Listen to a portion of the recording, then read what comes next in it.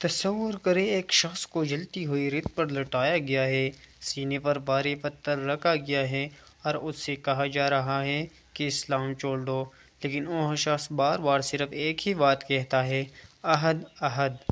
مکہ کی سرزمین جہاں ایک غلام اپنی زندگی گزار رہا تھا، یہ غلام تھے حضرت بلال رضی اللہ تعالیٰ عنہ، جنہیں تاریخ میں بلال ابن رباح کے نام سے یاد کیا جاتا ہے۔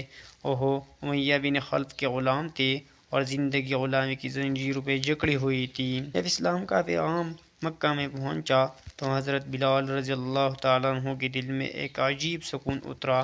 انہوں نے چھپ کر اسلام قبول کر لیا۔ یہ وہ لمحہ تھا جب ان کی زندگی کا اصل آغاز ہوا، لیکن آزمائشیں ابھی بھی باقی تھیں۔ جب امیہ بن خلف کو پتہ چلا تو اس نے ظلم کی انتہا کر دی۔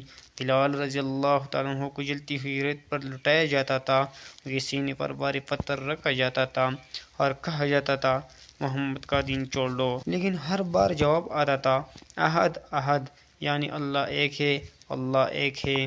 حضرت ابوبکر صدیق رضی اللہ تعالیٰ عنہ جب وہاں سے گزرے تو یہ منظر دیکھا، ان کے دل میں رحم آیا اور انہوں نے بلال رضی اللہ تعالیٰ عنہ کو امیہ سے خرید کر آزاد کر دیا۔